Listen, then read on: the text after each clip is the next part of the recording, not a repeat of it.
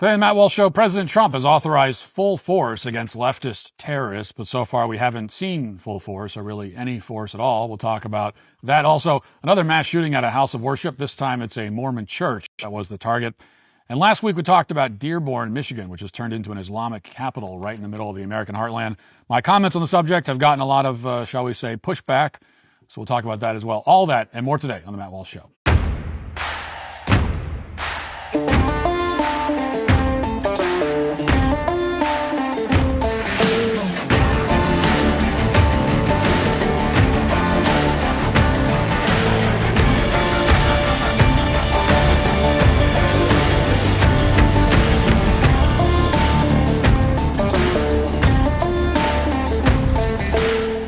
This episode is brought to you by Prize Picks. You and I make decisions every day, but on Prize Picks, being right can get you paid. Don't miss any of the excitement this season on Prize Picks, where it's good to be right. I'm excited to see how some of these teams match up this year, and I love how Prize Picks has all of their player projections so I can watch the games and keep track of how well the players do versus how much they suck. Plus, I have a shot to win money, and who doesn't love that? Prize Picks is the ultimate way to turn your football knowledge into cash this season. With millions of users already on board, this safe and reliable skill-based daily fantasy platform lets you build your lineups in under 60 seconds by selecting more or less on 2 to 6 player projections. Whether you're confident about which players will exceed expectations or which ones might fall short, Prize Picks gives you the opportunity to cash in on your sports expertise. Available in over 40 states, including California, Texas, and Georgia. It's never been easier to enjoy daily fantasy action while watching your favorite games unfold. Download the app today and use code WALSH to get $50 in lineups after you play your first $5 lineup. That's code WALSH to get $50 in lineups after you play your first $5 lineup. Prize Picks. It's good to be right. So I've got to tell you about something that's made my life about 10 times easier, and I don't say that often. Meet the StopBox Pro. It's a game changer for anyone who, like me, cares about self-defense but doesn't want their handgun locked away like it's buried in a time capsule, or worse, lying around where my kids pretend everything's something to play with. You never need a key or a battery. No tiny screwdriver, no desperate midnight runs to the junk drawer. The StopBox Pro gives you quick, reliable access with a slick push-button lock. I've tested this a dozen times, and it's worked every single time, rain or shine, power or blackout. Plus, it's all made right here in the USA, so you're supporting local jobs and getting quality products too. Even the TSA gives a thumbs up. You can bring it in a checked bag for travel, totally compliant. I've taken mine camping, tossed it in the car, and it's become one of those rare things I trust and actually use. If you're tired of fussing with keys or worrying about batteries failing when you need it most, just get yourself a StopBox Pro. Trust me, I wouldn't put my gear in anything less. For a limited time, our listeners get 15% off at StopBox when you use code WALSH10 at checkout. Head to StopBoxUSA.com and use code WALSH10 for 15% off your entire order. After you purchase, they'll ask you where you heard about them. Please support our show and tell them our show sent you. Here's something that never happened as the Biden administration was carrying out its nationwide crackdown on conservatives, as they rounded up conservatives who prayed outside of abortion clinics, who walked around the Capitol building, who posted memes on social media, and so on. They never once, not one time, punished a law enforcement official for excessive force against conservatives, and they had no shortage of opportunities to do so. On January 6th alone, a Capitol police officer with a lengthy and documented history of incompetence shot an unarmed woman to death. Another Capitol police officer shoved an unarmed protester off a staircase, nearly killing him. We'll put that footage up on the screen since nobody ever really talks about it. The guy they pushed was unresponsive and seriously injured. On top of that, there's evidence that an officer may have beaten Roseanne Boyland, another unarmed protester who died on January 6th. And this is just a small sampling of excessive use of force on one day. When the FBI, armed with a battering ram, knocked down James O'Keefe's door at 6 a.m. and made him stand outside in his underwear while they ransacked his apartment, not one agent was even disciplined, much less terminated. They were harassing and humiliating a journalist along with everyone who worked with him in clear violation of the First Amendment. And then again, the agents were on a mission to destroy all evidence of Ashley Biden's diary and all her, various stories about showering with her father and all that. So, they had nothing to worry about. Along the same lines, as we've discussed previously, 25 heavily armed FBI agents pointed their rifles at Mark Houck in front of his children for the crime of protesting abortion. One of the agents mocked Houck's children as they watched their father getting dragged away. But again, nothing happened to any of those people. Conservatives complained about all these incidents constantly. We complained in Congress, on cable television, on podcasts, on social media, everywhere. But the Biden administration just ignored us because, of course, they would. And there's a reason for that. The Biden administration understood that when you're waging total war on the domestic front, there's no room for infighting. A unified front is far more effective in every case. Their goal was to demonize and ultimately destroy Christians and conservatives, and they ruthlessly pursued that goal. So they looked the other way when their agents committed acts of unlawful violence. In fact, every single Democrat in the country supported this approach. That's what we saw for the past 4 years. It's what we're still seeing today. Unanimous agreement. The test for the Trump administration, maybe the only test that matters, is whether they're willing to demonstrate half as much commitment and dedication to their mission as the left. The conservatives, particularly Christians, are being gunned down every other day. Democrats are openly celebrating the violence and encouraging more of it. Incitement is their entire political platform. And these people will succeed unless they are crushed unapologetically by a unified right.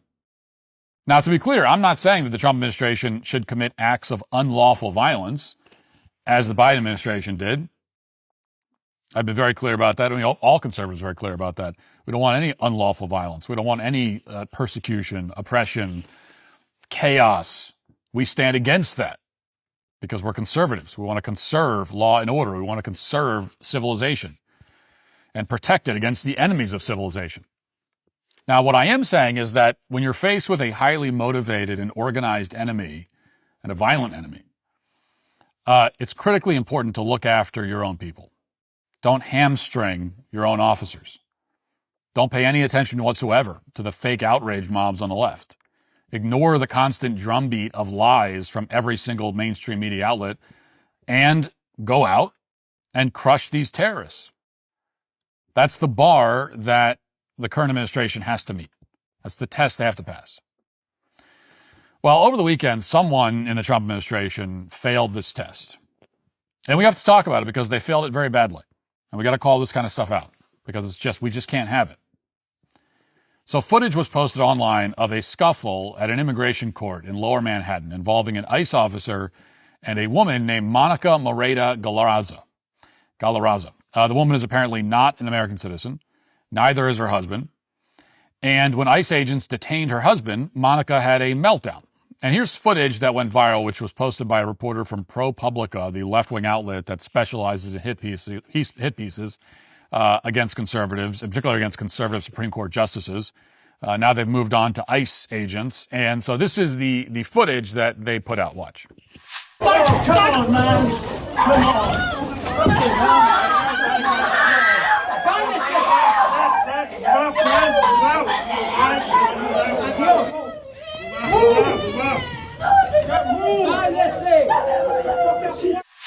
As you can see, all the reporters are eagerly taking pictures. They were all looking for a moment like this, which they could use to spread the narrative that ICE is randomly attacking innocent women for no reason. And of course, to that end, the footage from this ProPublica reporter starts after the ICE agent is already pushing the woman. So we have no context whatsoever. We have no information about what led up to it, which is everything. You cannot make any judgment at all without knowing what led up to an incident like this. So it's obviously a misleading clip. It's intended to provide ammunition to leftists who want open borders, and that's not a surprise. And we expect this kind of dishonesty from these people. What we don't expect, and what we shouldn't tolerate, is that, and what we shouldn't expect anyway, although maybe some people do, is that the Trump administration would fall for this propaganda, but they did. In response to an inquiry from CNN, DHS folded immediately. This is a statement from DHS, officially, okay, from their spokeswoman. Quote, "The officer's conduct in this video is unacceptable and beneath the men and women of ICE."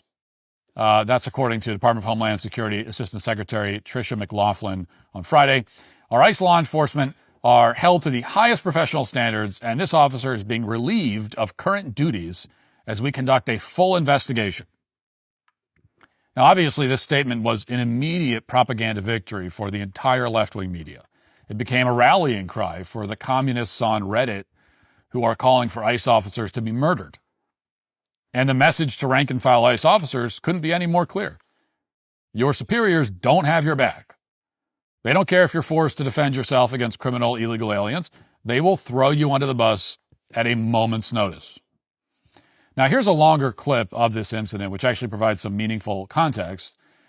ICE, of course, had access to this footage when they suspended the agent and when they put out that statement, but they ignored it, apparently. Watch.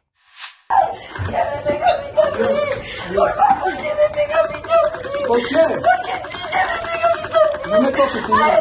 Adiós, adiós. Adiós. Adiós. Adiós. Oh, come on, man.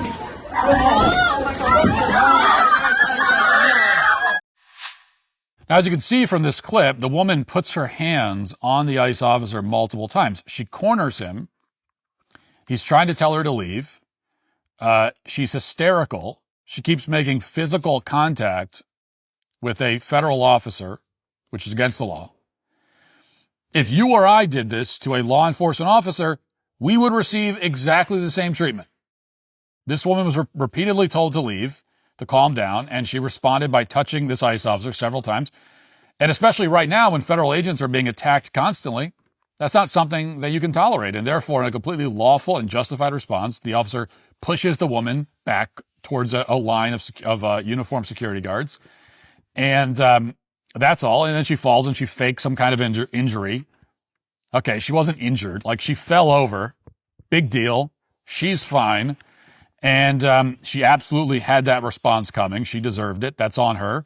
And that's the whole story.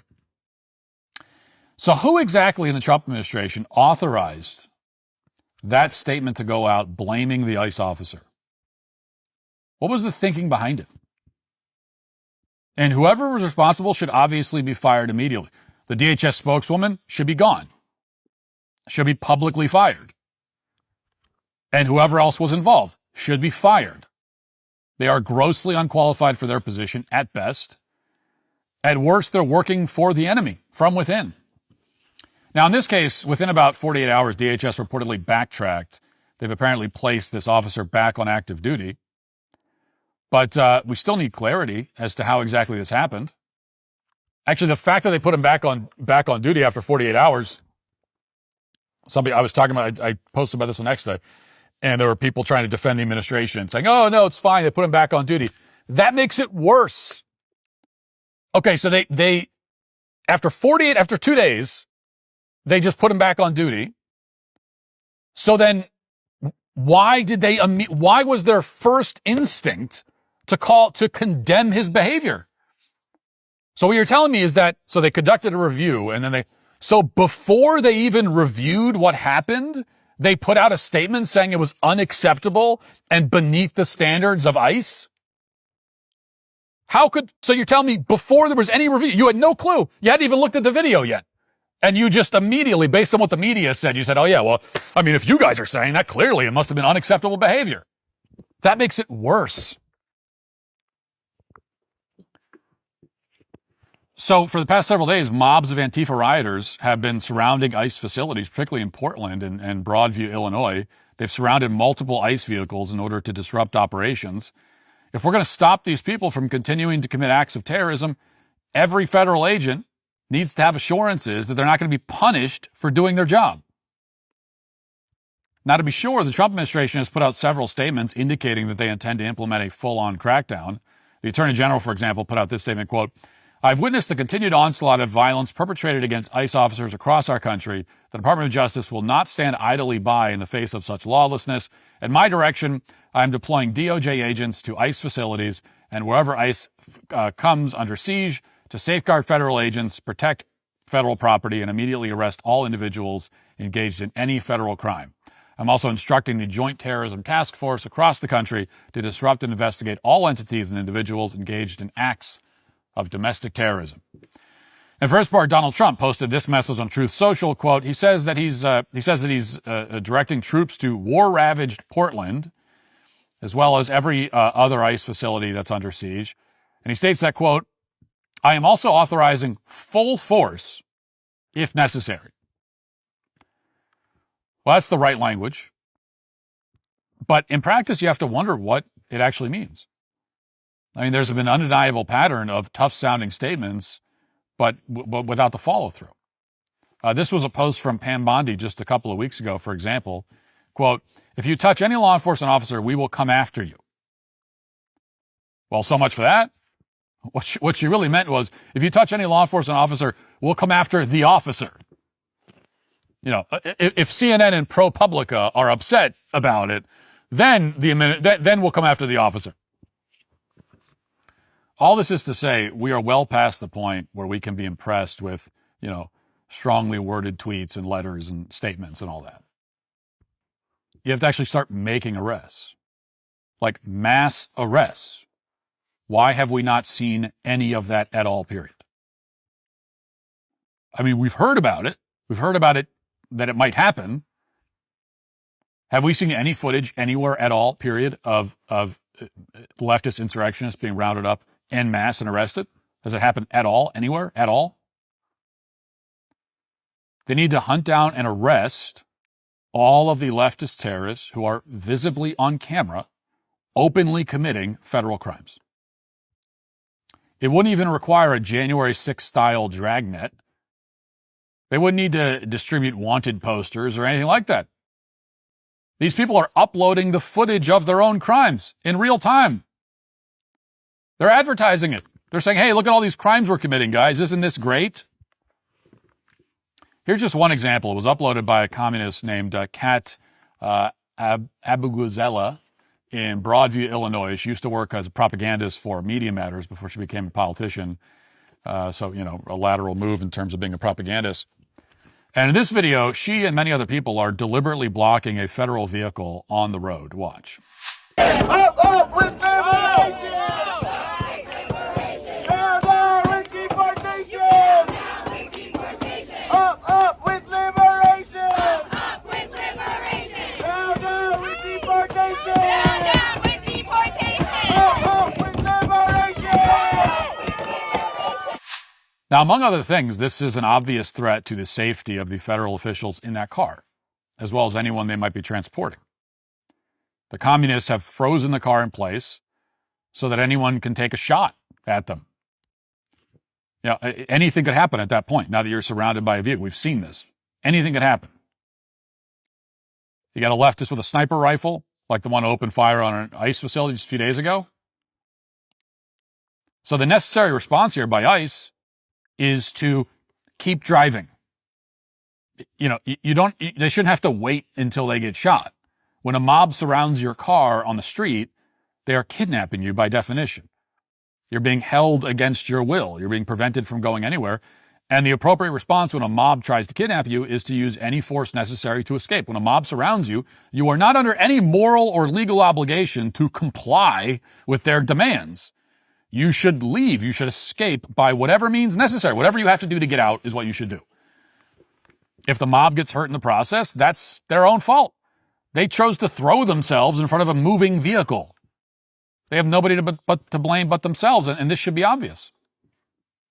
But that didn't happen here, presumably because the agents were worried that, you know, Pam Bondi might ruin their lives. And that still doesn't address the question of why, you know, Kat Abuguzela and the rest of the mob are walking free at the moment. Why is it they're all on camera? Why aren't they all arrested right now? We actually need an answer to that.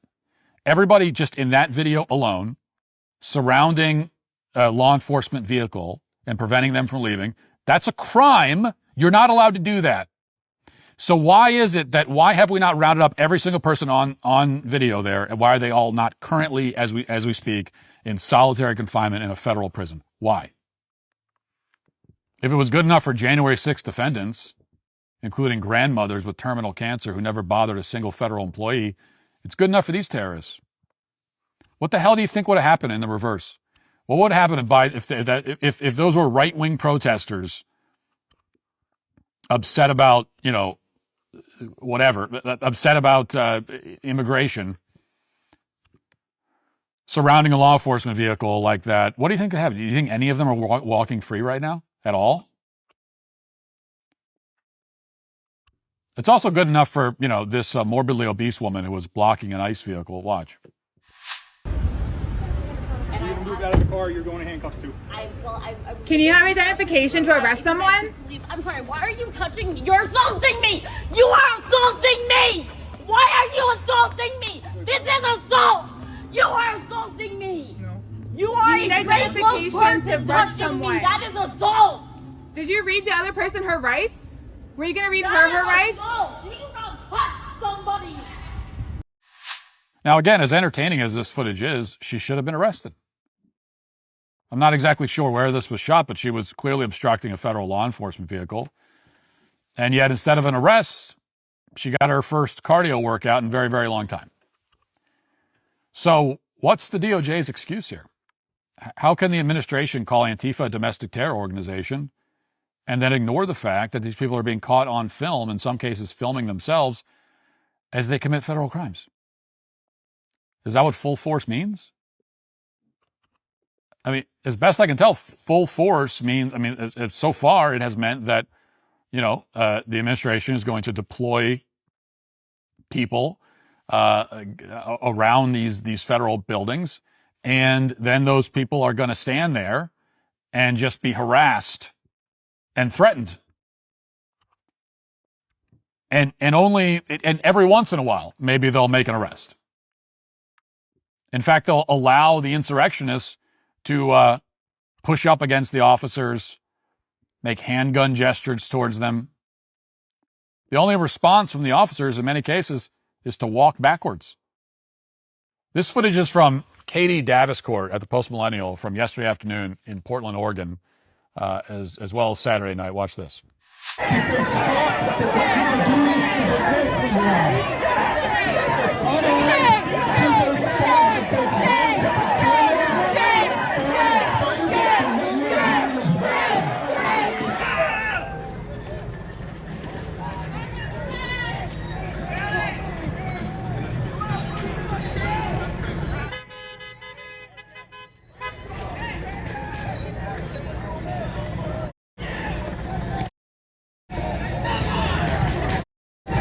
Blah, blah, blah.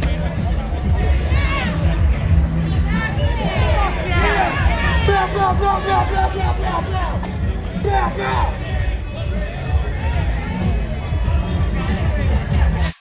We simply cannot allow hundreds of leftists to gather outside of a federal facility, leftists, many of whom are in an organization that the White House has just labeled a domestic terrorist organization, a label that so far has been totally meaningless, absolutely meaningless. They've done nothing with that label except to just say it.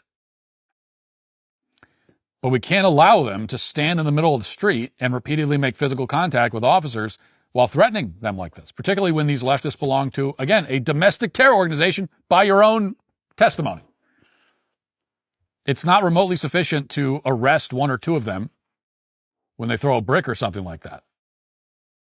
The crowd is providing cover for the attacker. They are all complicit. They're blocking traffic. They're part of an unruly mob. They should be arrested, all of them, now. Statements are not good enough. For their part, Democrats aren't simply issuing statements. They're killing conservatives and Christians. They're shooting at ICE agents and dragging them underneath cars. And as all this is going on, Democrats are deliberately inciting more violence. Gavin Newsom's press account just posted this message, for example. It says, quote, "Stephen Miller is a fascist." Now, they have many more posts like this, just a couple of weeks after a prominent Christian conservative was shot by a leftist who wrote, "Hey, fascist, catch" on a bullet. Here they are labeling Donald Trump's chief advisor a fascist. Why are they doing that? Because they want him dead. They want a leftist to take him out. I mean, it really is as simple as that. Because, by the way, as much as we say that, the assassination of Charlie Kirk was backfired on the left because now you have a million more Charlie Kirks, and in a sense, of course, that's true that people are, outraged and motivated on the right in a way that they never have been. But in another sense, as I've been saying this whole time, the reality is that Charlie Kirk is gone now. He was among other things, a very, very effective fighter, and he's gone. And so there are plenty of people on the left who look at it as, it doesn't backfire at all. It's actually very effective. Take out Stephen Miller. That's basically what Gavin Newsom's calling for. In this environment, without calling him a fascist, you are right up to the line of just calling for someone to, hey, take this guy out.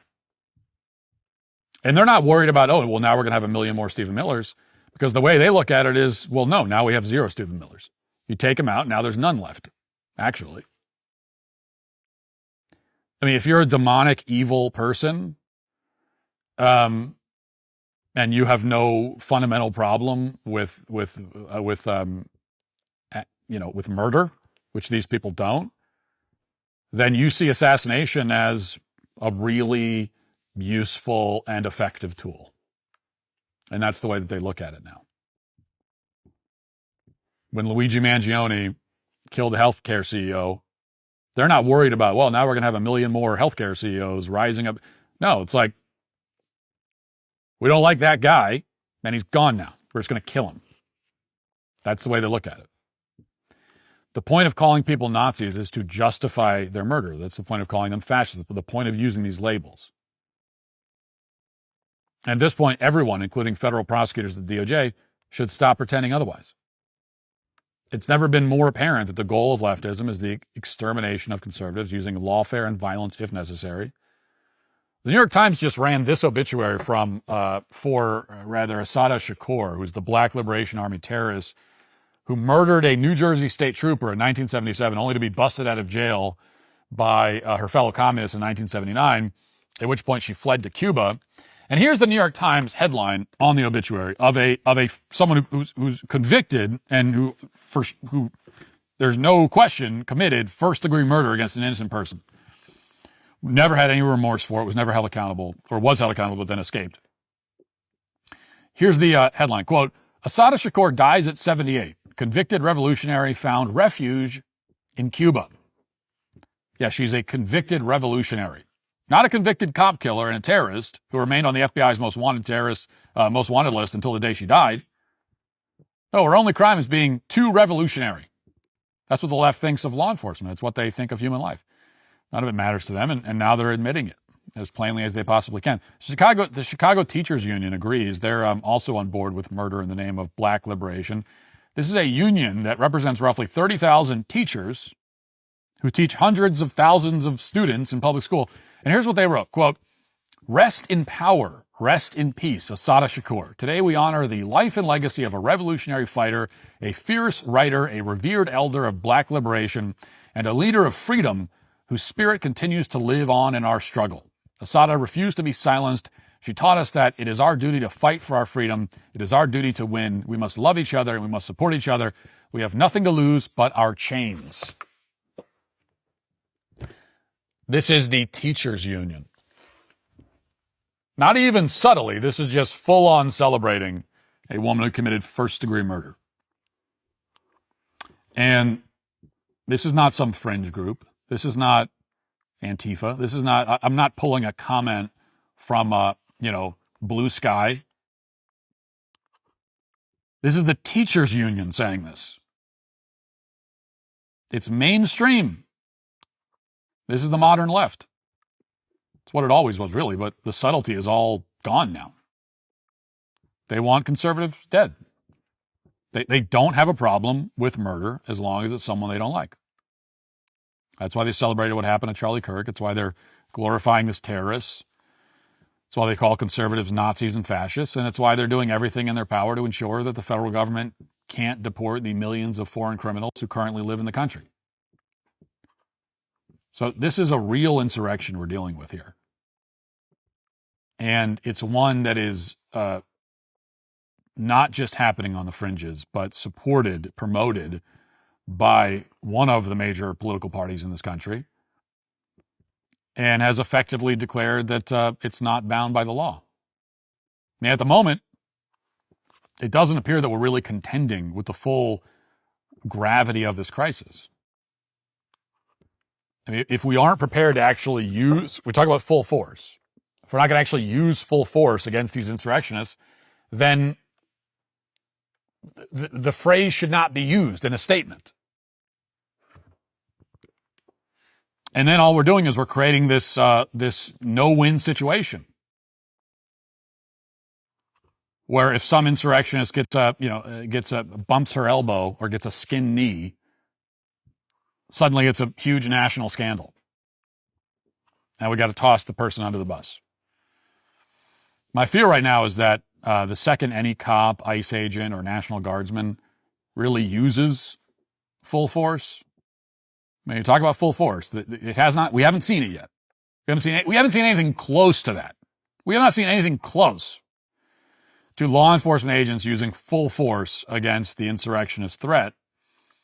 The second it happens, that is, that legal and justified violence is used by an authorized agent against a criminal terrorist, that's what we're talking about. My fear is the second it happens, he'll be stabbed in the back the same way that Chauvin was, the same way that this ICE officer was. You need to have the stomach for the insane outrage cycle that will inevitably follow from any use of force, whether full or not. So far, we haven't actually seen the military or law enforcement go on the offense against these terrorists. They're mostly instructed to show up and just stand there while they get harassed and assaulted by the mob. That needs to change. The left has laid out the ground rules for all-out warfare. They're going to continue to test this administration until they make a choice. Do we all have to endure several more years of terrorism in which Antifa terrorists are allowed to subvert the rule of law and the will of the voters? Or are we actually going to treat these terrorists like terrorists? That's the choice this administration now faces. And we can't afford for them to make the wrong one. All right, let me paint a picture. It's Tuesday morning. You reach your supplements and vitamins, and you get an empty bottle. Great. Well, now you get to spend your lunch break driving to some overpriced vitamin store because you forgot to reorder again. Or you could just make it automatic with Balance of Nature. I became a Balance of Nature preferred customer because, honestly, I have better things to do than remember when I'm running low on supplements. Every 28 days, they just show up like clockwork. No brain power required. And here's the part that's actually pretty sweet. You get the lowest price they offer every single time. No coupon hunting, no flash sale nonsense, just the best price automatically. And an extra bonus. Shipping is totally free every month. Nice to see a company that doesn't nickel and dime you to death. But here's what really surprised me. You get your own personal health coach, an actual human who checks in with you and helps keep you on track. Go to balanceofnature.com. Use promo code Walsh for 35% off your first order as a preferred customer. Plus, get a free bottle of fiber and spice. That's balanceofnature.com. Promo code Walsh. Your future self will thank you. This podcast is brought to you in part by Stash. Here's a secret. The best time to start building your financial future is always now. With Stash, you can grow with confidence no matter the market. Stash isn't just another investing app. It's a registered investment advisor that combines automated investing with expert guidance so you don't have to worry about figuring it out on your own. You can choose from personalized investments or let Stash's award-winning smart portfolio do the work for you. With Stash, investing doesn't feel like gambling. It's simple, it's smart, stress-free, so your money can finally start working as hard as you do. Get access to world-class financial advice with personalized guidance for just $3 per month subscription. Stash has already helped millions of Americans reach their financial goals. Don't let your money sit around. Put it to work with Stash. Go to get.stash.com/Walsh to see how you can receive $25 towards your first stock purchase and to view important disclosures. That's get.stash.com/Walsh. Paid non-client endorsement, not representative of all clients and not a guarantee. Investment advisory services offered by Stash Investments, LLC, an SEC registered investment advisor. Investing involves risk. Offer is subject to T&Cs. When the left attacks, the answer isn't silence. The answer isn't to retreat. It is not to just do less. The answer is to show up everywhere, to make our voices louder than ever, to push out more content, more truth, more breaking news, more investigative journalism, fighting harder than ever before. That's what we're doing at the Daily Wire. This October, Daily Wire Plus members are getting more new films, more new series, more new documentaries, and more of everything you expect from us. Join now and get it all with 40% off new Daily Wire Plus annual memberships. This is where the fight actually happens, and now is the time to join. Now let's get to our 5 headlines.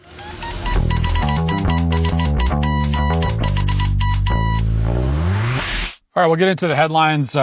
Actually, there won't be any daily cancellation today. I want to spend a little more time on some of these headlines, and a little more time as we spend on the opening monologue. So a little different format today. Okay.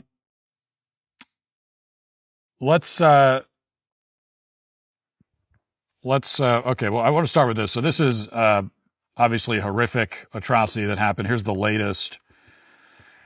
The latest on the latest mass shooting. At least 4 victims have died. This is from Daily Wire. At least 4 victims have died and multiple people are injured after a shooting at the Church of Jesus Christ of Latter-day Saints in Grand Blanc Township, Michigan, according to police. The shooter drove his vehicle through the front doors of the church before opening fire. The suspect was later killed in a firefight with police, bringing the total dead to at least 5. The current status of the injured victims is unknown. The church fire was likely started by the shooter, according to the police chief. Although to this point, I don't think we know exactly how the fire was started, but that it was started by the shooter. President Trump released a statement on the shooting saying that he had been briefed and to pray for the victims and their families. Police have identified the shooter as a 40-year-old man from Burton, Michigan. The shooter was a U.S. Marine veteran who served in Iraq from 2004 to 2008. Drove his Chevy Silverado into the church before opening fire on congregants with a semi-automatic rifle and set fire to the church. So it's obviously an awful, horrific atrocity and tragedy, yet more innocent people slaughtered in a house of worship. And I've always known Mormons to be really kind and generous people. It's always been my experience. Now, of course, this would be terrible no matter who was being targeted, but it's horrible to see this happening in the Mormon community. As for motive, as far as I've seen, we don't know yet. This is not an attack to this point, from what I've seen, that has an obvious political motive. I've seen people on the left trying to claim that it's right-wing violence because the guy has an American flag on his truck. You know, there are 2 American flags on his truck. So they're saying, well, that means it's right-wing. Which, by the way, it's pretty revealing on their part that if someone has an American flag, they must be right-wing. They did the same thing with the Charlie Kirk shooting, where the second we found out that this guy, apparently came from a stable family with both parents, as soon as they saw that, they said, it's got to be right wing. So talk about telling on yourself. But then I've seen people on the right saying that it's left-wing violence because allegedly, according to pictures that are circulating, he had an anti-Trump sign in his front yard. I'm not sure which is true. I don't think, or if either of those options are true.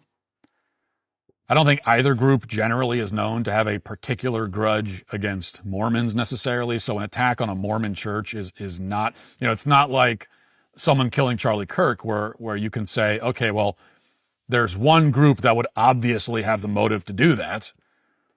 Very clearly, there's one group with a political motivation. There's one group that wants this guy dead and has been very clear about that. So it's not exactly the same thing here. Maybe it was a personal grudge of some kind. Maybe it was something else. Yeah, we don't know. What it certainly was an act of evil. And I wish that we would talk about it in those terms more, rather than, as always happens, falling back on conversations about mental health. Now, of course, the person who committed this unspeakable crime, we know based on the fact that they committed the crime, is not a mentally healthy person. Nobody who commits any violent crime is a mentally healthy person. And especially if you're killing random innocent people in some sort of mass shooting, mass attack, obviously you're not a mentally healthy person by the standards, by normal standards. So we already know that. But just ending the conversation there means that we're not getting to the core of the problem. And ultimately, we're treating everything like an illness. I mean, you're really letting the person off the hook at the end of the day, because you're saying that, oh, well, they're mentally sick. If only they had the right combination of drugs would have solved this problem. But it would not have solved it, because I don't care what alleged mental illnesses they suffered from. This is an evil person who chose to do this, to commit an evil act. And that's the way that we should be talking about it. We were talking about Portland a few minutes ago. Congresswoman Maxine Dexter, who I believe represents the Portland area, tried to disprove the claim that Portland is a war-ravaged place, as Trump has called it. And she posted this. This is the thing that she posted. She said, and you can see the picture up on the screen, "Scenes from war-ravaged Portland today. My message to Trump's troops: you are not needed. You are not wanted. Go home." And then you can see it's a picture of a park. There's a playground. There's a little jungle gym and some a swing set there. And this is, I have to say, this is perhaps my favorite genre of liberal strawman. The one where they try to disprove the claim that some cesspool blue city isn't a cesspool by posting a random photo of some, 0.05 acre piece of land where someone isn't currently being killed or mugged. So they post a picture of like 4 blades of grass and they say, "Oh, you think this is a terrible city, huh? Well then, tell me then, why isn't anyone currently overdosing in this picture? What do you say to that, big shots? Oh, you think this is a terrible city? Well, why was I able to find this one little square here where there isn't someone currently dead laying on it?" It's actually very similar to what pit bull owners do. They'll post a picture of a pit bull that isn't mauling a child in an attempt to prove that pit bulls aren't dangerous. As if the claim from pit bull critics is that literally all pit bulls are mauling children 100% of the time. So if you can find just one who isn't, then you've disproven the claim.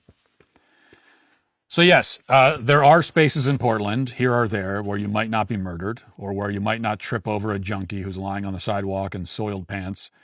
There are spaces, blips on the radar, where that is the case. But generally, it's a horrifically awful place.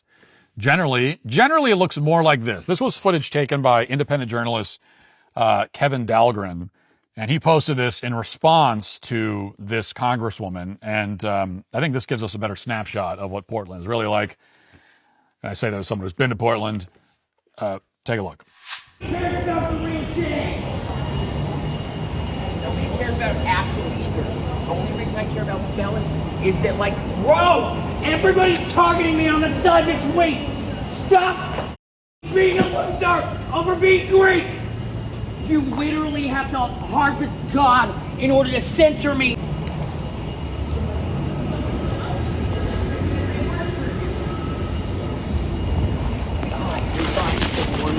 You're allowed to donate on behalf of not to give it up. He's having a rough day. I'm sorry to hear that. I'm sorry. So that is a much more accurate slice of life in Portland. And I'll tell you why it's more accurate. Because a crappy city can still have a small park where there aren't always crimes being committed. Like even the worst cities might have a few spots here or there that at least look somewhat safe. But a good city, a nice city, a safe city will not have even one block taken over by drug addicts and lunatics who are talking to themselves. Right? That video, that second video, now to be fair, it looked like it was just one block. So you could make the same case in the reverse. You could say that, well, that's just one block. Now, we already know that there are many other blocks in Portland that look exactly like that. But even if we didn't know that, we would know this is not a nice city. It's not a safe city, because a nice and safe city would not have, there wouldn't be a single block that looks like that. I have lived in nice places, safe. I live in one now. And you will not find a scene like that anywhere. Not anywhere. That's what makes it nice and safe. And I know that a lot of people are, it's like Stockholm syndrome. And so people have just taken this as normal. And so most people think that, oh, well, you got to put up with a certain amount of this. I mean, if you want to have a city, you got to have at least a few blocks where you've got drug addicts laying all over the place and it's like an open air drug den, and you've got schizophrenic weirdos walking around yelling at the clouds, and right? I mean, it's got to have a few blocks like that. No, you don't. You could have a city that has nothing like that anywhere. Actually, it's easy. Actually, it would be easy to not have that at all. Really easy. You know why? Because the people that are, those people, like they're not hard to find. They're not hard to round up. I mean, they're just lying there. And so you could easily, like, these are people that are not fit to be in civilized society. It's really easy to just show up and round them all up. Put them in prisons, put them in institutions, put them in insane asylums where they belong. Really easy to do. And it's a choice not to do it. And that's how you end up with cities like Portland. You ever wondered why elite athletes, business moguls, and high performers are using Armra colostrum? It's because Armra colostrum packs over 400 natural nutrients that work at the cellular level to build muscle, speed recovery, and boost performance. No artificial stuff, just pure fuel for whatever you're tackling. Think of it as your body's natural defense system upgrade. It strengthens your immune system throughout your entire body while supporting your gut wall system for better digestion and less bloating. Plus, it helps your body absorb nutrients more effectively and keeps your metabolism running smoothly. You also notice the difference in your skin's radiance thanks to natural antioxidants and collagen-boosting compounds. Plus, there's a reason elite athletes have been using colostrum for years. It enhances endurance and speeds up recovery so you can bounce back faster. The bottom line, Armra colostrum gives your body comprehensive support to thrive naturally. We've worked out a special offer for my audience. Receive 30% off your first subscription order. Go to armra.com/Walsh or enter Walsh to get 30% off your first subscription order. That's ARMRA.com/Walsh. Last week, when we talked about the situation in Dearborn, Michigan, which has become, as we discussed, essentially a Middle Eastern Islamic capital right in the middle of the American heartland. And there's another video I want to play, which again highlights this problem. But before I do, I want to respond to a few things because there's a lot of reaction to my segment last week, which now has like 600,000 views on YouTube and 16,000 comments and however many million more views on X and a lot of comments. Obviously strikes a chord, not always a positive chord. Lots of people are very upset with me. And two major themes emerged in the critical comments. The biggest theme, as you would expect, is that I'm racist and I'm xenophobic and I'm Islamophobic and on and on and on. And look, if that's what you think, if that's the way you see it, I don't care. I'm not going to sit here and desperately try to convince you otherwise. I just don't care. I don't care that you think that of me. So if you are, and I know when I say that, people will say, well, how could you? You're just going to let people, you're okay with people saying that? Yeah, they're going to say what they're going to say. If that's what you think of me, I don't care. I don't care that you think that of me. I'm not going to bother to try to disprove. Oh, no, please don't. Please don't say that. What do I have to do to prove to you that I'm not xenophobic? I'm not doing that. Doesn't matter to me. That's fine. You can go ahead and say that. I especially don't care because you're all a bunch of hypocrites and liars. All of you. All the people having a hissy fit over my commentary on this issue. You're all full of crap. Every single one of you. And you know it. You tell me that I should embrace and celebrate the fact that American cities are being Islamicized. I should celebrate when American cities are taken over by Arab immigrants. And next thing you know, they're blasting the call to prayer at 5:30 in the morning and renaming streets after Muslims. And the Muslim mayor is telling Christian citizens they aren't welcome in the city and all the rest of it. You think I should celebrate that or at least accept it? Well, here's what I know. And it's what you know. And you know that I know it. Which is that if the exact same thing were happening in an Arab country, none of you would be celebrating it. None of you would be embracing that in the way that you want me to embrace this, the way that you want all of us to embrace this. If Islamic culture and tradition were being pushed out of a Muslim country in favor of white Christians who were moving in and Christianizing and westernizing the place, you would say that it was colonialism, it's imperialism, it's white supremacy, and all the rest of it. If there's any Arabic country, if there's any Middle Eastern country that over time became significantly less Islamic and more Western and more Christian, you would openly lament that fact with no shame or embarrassment. You would see it as like self-evident that that is a bad thing, because you believe that Islamic countries have the right to preserve and protect their heritage and their culture. But you think that my country, that America, has no such right. And that's why your opinion is less than worthless to me. Your opinion is is laying on the ground as far as I'm concerned. Doesn't mean anything to me. I mean, just to show you how absurd this is, okay? Just to show you. There's a guy who responded to me on X. He posted this. Judging leaders by their religion, not their merit, isn't patriotism. It's bigotry. America thrives on diversity, not fear. Now, the guy who posted this is named Mansoor Ahmed Qureshi, and he lives in Pakistan. So number one, we have a guy who doesn't even live in this country trying to tell us what makes America thrive. We got a foreigner in a country thousands of miles away trying to tell me, an actual American, about America. And there's a lot of this going on, right? A lot of the accounts that you see, especially on social media, saying, let me tell you about America. Let me tell you what America's really about. Oh, you don't understand America. So many of that commentary is coming from people who've never even stepped foot in this country. They're 7,000 miles away, like pontificating. I think I know what America is really about. The gall, the arrogance that I would never do in the other way. I would never say to somebody in Pakistan, let me tell you what Pakistan's really about. Oh, that's not, I would never hear someone in Pakistan like giving their opinion about something. And then I say, well, that's not consistent with Pakistani values. What the hell do I know about Pakistan? And why would I care? Like, that's your culture. You could do whatever you want with it.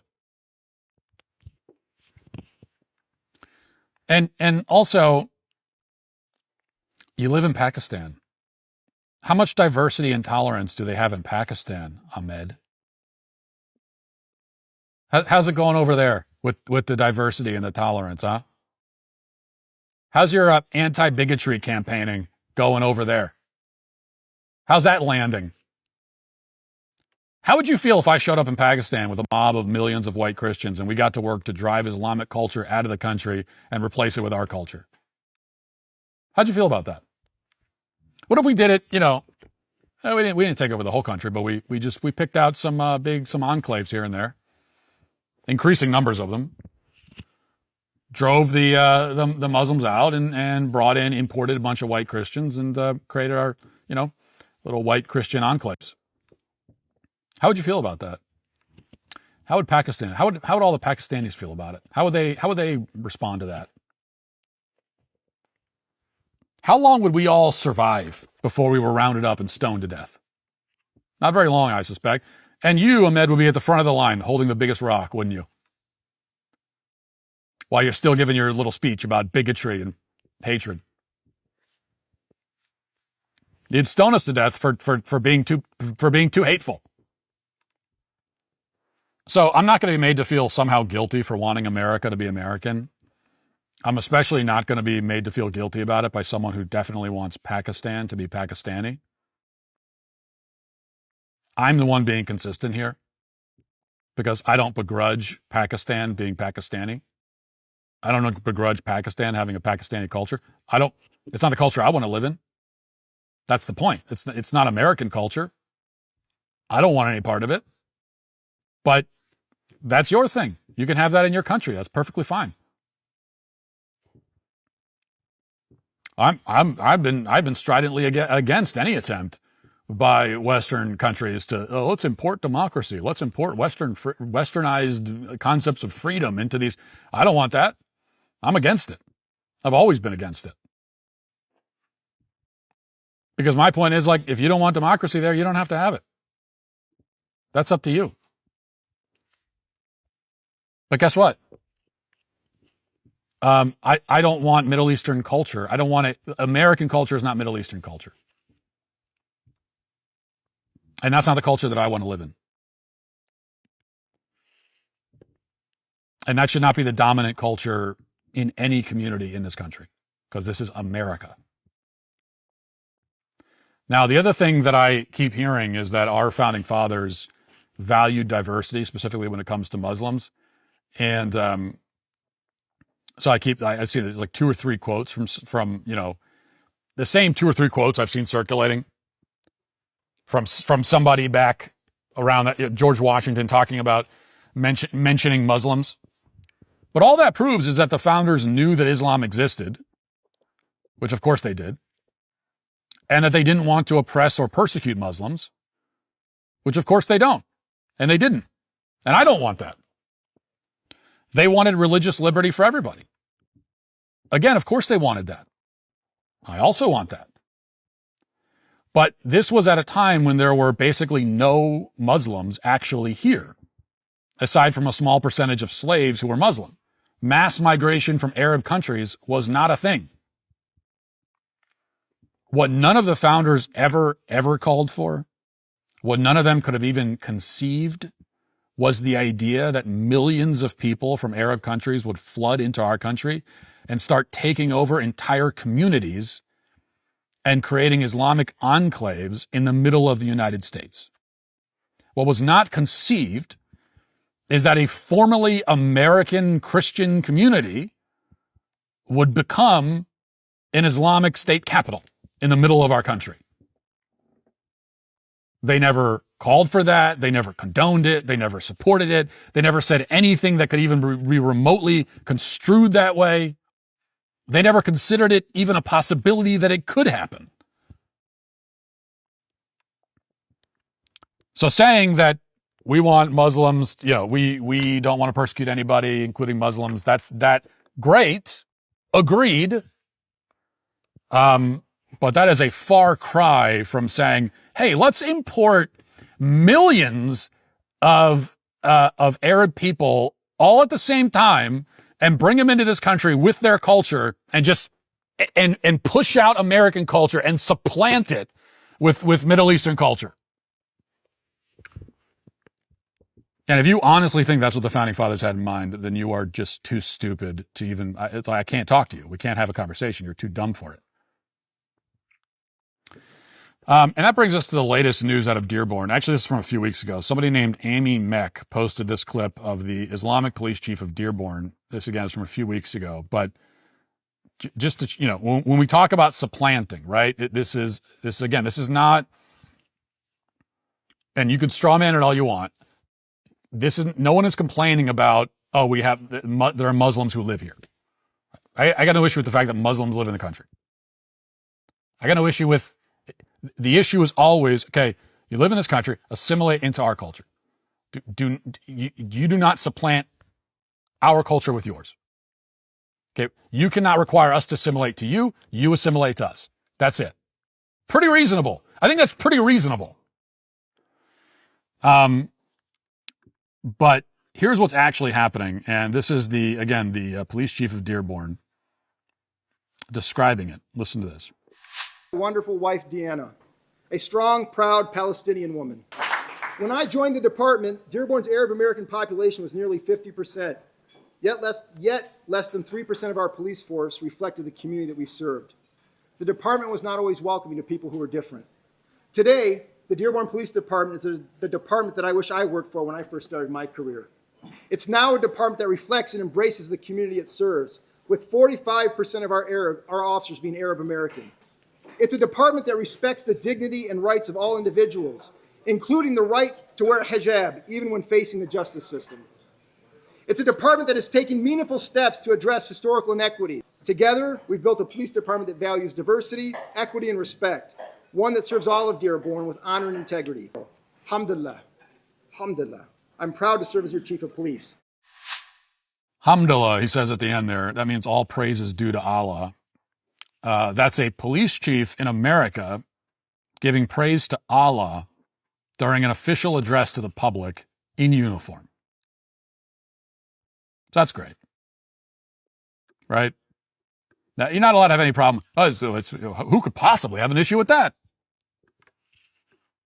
Of course, every person, if you're not a Muslim and you see that, you find that unsettling. Everyone does. Every single one of us does. It's just that you're supposed to pretend you don't. Meanwhile, he tells us that not long ago, 3% of the police force in the city was Arab. Now it's 45%. So tell me, how do you achieve that kind of demographic transformation in such a short amount of time?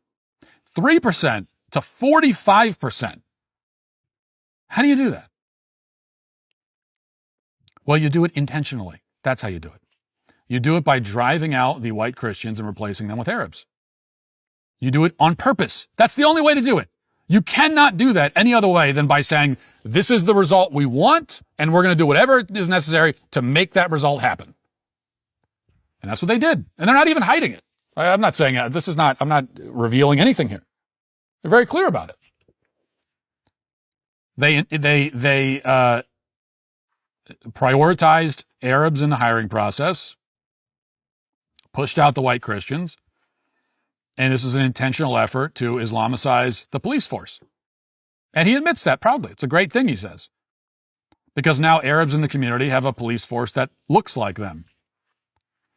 And this is the kind of thing that's considered acceptable for every group on the planet, again, except for white Americans, especially white Christians in America. Every other group can just like openly say, hey, I want to be around people who look like me and are from my culture. And I want institutions to be run by people from my culture. Every group on the planet can openly speak that way. And all of them do, all the time. We're the only ones who aren't allowed to. That's been the deal. That's been the bargain for decades. And you notice the kind of circular logic that's at play here, because so they import Arabs into Michigan. And then they tell us that, well, there's so many Arabs here, because we have a few Arabs now, but so now we need a lot more. And the justification for importing more is always that, well, we've already imported them. So this is how it works. Like you take a community that it's almost entirely white and Christian, and then you say, hey, we need to diversify. Let's import a few Arabs. Then once you import them, you say, hey, well, now that we have this minority group here, they should be more supported. So let's import some more for the sake of diversity. And then once you have a critical mass, you say, hey, well, there's so many of them here, they should be represented better. So let's start driving the white Christians out of positions of authority and installing them instead. And this continues exponentially until before long, the white Christian community has become, the formerly white Christian community has become an Arab Muslim community. That's the way it goes. And that's the process. And all the while, Arab Muslims in America are allowed to say, hey, I want to be around other Arab Muslims. I want my government to be run by people like me. This is what I want. They're allowed to say that. And if you're a white Christian, you say, well, you know what? I want people like me running the government. That is unspeakable bigotry. How dare you? So this is the it's not even a double standard, actually. It's like a pretty consistent standard that is applied where they say, okay, well, here, if you're not white Christian, here's what you're allowed to say. But if you are, these are all the things you're not allowed to say. And it's a standard that's applied pretty consistently. Which is why, by the way, I have to admit I was wrong about something. I confess that when conservatives would fret about Sharia law coming to America, I didn't really share their concerns for a lot. Actually, I thought it was kind of a boomer cringe thing for a long time. It's the kind of thing you see 65-year-olds posting about on Facebook. And because I thought, well, Sharia law is the least of our concerns, given that the leftist project is the opposite of Sharia law. I mean, it's the extreme opposite, right? They want naked cross-dressers running around. They want men in women's rooms. It's the opposite of Sharia law. the extreme opposite. But I was wrong because it is coming here through mass migration. Right? Obviously, right? It's like pretty obvious. That's how these things come here, is through mass migration. Now, are we going to have a Sharia law federal government anytime soon? No. But what you end up with are these communities where, again, you push everybody out, you import your people, and now it's, now you have Pakistan right in the middle of the country. Just like we have Somalia right in the middle of the country. This is not assimilation. This was never supposed to be the bargain. This was not supposed to be the deal. But it's what has happened. And we should not feel any shame about protesting it and speaking honestly about it. All right. That'll do it for the show today. I'll talk to you tomorrow. Have a great day. Godspeed.